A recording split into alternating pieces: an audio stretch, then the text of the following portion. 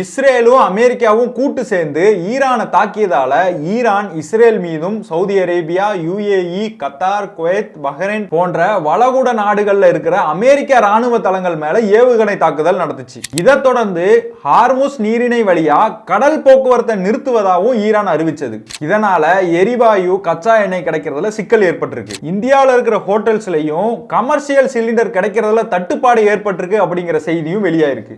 ஆனா இங்க ஒருத்தர் கொஞ்சம் கூட மனசாட்சியே இல்லாம ஒரு வீடியோ போட்டிருக்காரு. அந்த வீடியோ கொஞ்சம் நீங்களே பாருங்க. திடீர்னு ஹோட்டல் முதலாளிங்க எல்லாம் வந்து எங்க கிச்சனுக்குள்ள போய் நாங்க எட்டி பார்த்தோம், எல்லா கேஸ் சிலிண்டரும் தீர்ந்து போச்சு அப்படின்னு குய்யம் முறையான்னு ஒப்பாரி வச்சாங்க. என்னடான்னு பார்த்தா நேத்து மார்ச் 9ஆம் தேதி இன்கம் டாக்ஸ் டிபார்ட்மெண்ட்ல இருந்து நாடு முழுவதும் இருக்கிற 62,000 ஹோட்டல்களுக்கு நோட்டீஸ் அனுப்பியிருக்காங்க. என்னன்னா அவங்க தங்களுடைய வருமானத்தை மறைச்சிருக்காங்க.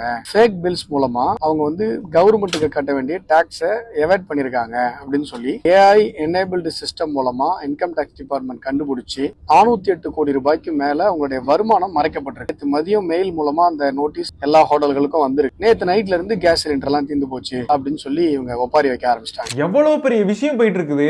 ஆனா அதை ஈஸியா வந்து பொய் சொல்லி மக்கள் மேல பழிய போடுற வேலையை பார்த்துட்டு இருக்காரு பாஜகவை சேர்ந்த அஸ்வத்தாமன். வருமான வரித்துறையினர் 62 ஹோட்டல்ல சோதனை நடத்தினாங்களாம். இதுல 408 கோடி வரி ஏய்ப்பு செஞ்சதை கண்டுபிடிச்சாங்களாம்.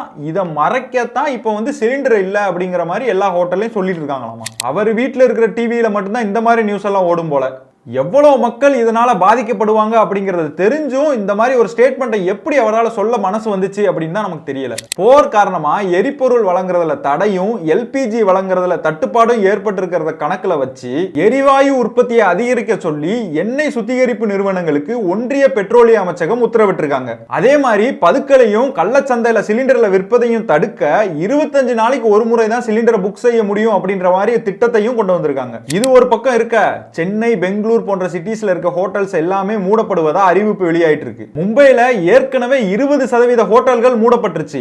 இந்த நிலை சரியாகலன்னா இன்னும் 50% ஹோட்டல்கள் மூடப்படும் அப்படிங்கிறதும் சொல்லப்பட்டிருக்கு. சில கடைகளுக்கு மார்ச் 7க்கு அப்புறம் சிலிண்டர் கிடைக்காதனால டீ, காஃபியை தவிர வேற எதுவும் கிடையாது அப்படிங்கிற மாதிரி அறிவிப்பு வெளியிட்டு இருக்காங்க. வீட்டு உபயோக சிலிண்டர்களுக்கு புக் செஞ்சாலும் பலருக்கும் அதுக்கான பில்லு இன்னும் மெசேஜ்ல அனுப்பப்படாம தான் இருக்கு. புதிய சிலிண்டர்களை புக் செய்ய முடியாத நிலையும் ஏற்பட்டிருக்கிறதா பலரும் தெரிவிச்சிட்டு வராங்க. ஆக சிலிண்டர் தட்டுப்பாடு பத்தி ஒன்றிய பெட்ரோலிய அமைச்சகமே ஒத்துக்கிட்டாங்க.